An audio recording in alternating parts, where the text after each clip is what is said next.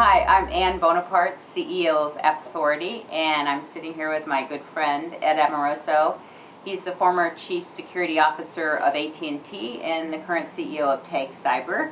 When you think about the risks being introduced, are they the same risk as the other kind of network risks that you've managed over time? And how do you think about measuring and managing that risk in this new environment that really has clearly no perimeter? Yeah. It's really the device. Well, that's the difference. That's right. the old thing, you and I know, the old thing was you were sitting in this protected enclave on your PC. Right. And if somehow your PC became infected, then some malicious actor somewhere, through remote control, had access to what you could see. But the mobile device becomes your portal to your life.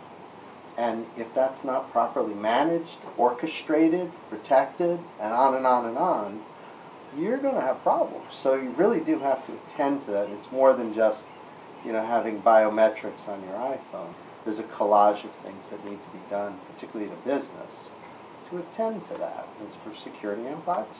So switching gears, it must be tough. I've never been a chief security officer, although I've been in cyber for longer than a long time, we'll just say.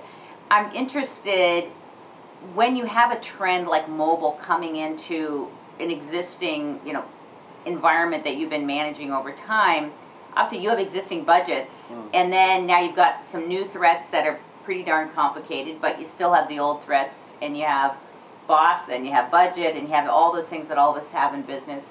How do you think about trade-offs, and do you have a percent of your budget that's always for the new thing, or how do you think about how mobility fits into your strategy, which then translates to budget?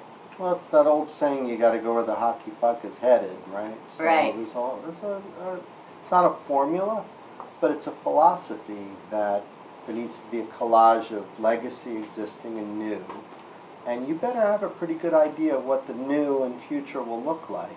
You can't sit and look at existing threats and design a program that addresses them, because if you do that, then you'll wake up one day and there'll be a new set of problems you hadn't anticipated, and it's impossible to very quickly move to a new cyber defense for a large, even a medium-sized organization. You have to be a futurist to do it right. I used to spend as much time, and I coach a lot of CISOs now, so we spend a lot of time on that. And we're always trying to think, what's going to be the problem 3 years from now? And if we can sort of get it, then you better start planning now. And it's always mobile, virtual, cloud. I mean, that's not a big surprise. Right. You would have said that too. Now, one good thing that I think is a godsend for CISOs is virtualization. In the old days, you probably remember, like if 10 years ago, you said, oh my gosh, I need intrusion detection, you better go find a company, negotiate with them, get a deal, have the appliance shipped, pull it off the loading dock, put it in a staging network, test it, get it out to the data center, put it in place, 3 a.m., you put it in place, see all the lights are blinking, you test it. That's like a month later the thing's up. Now the idea is, if these are virtual appliances and everything's sort of software controlled, running a cloud operating system, then just deploy it. Right. And you go, what do you mean? Just deploy it.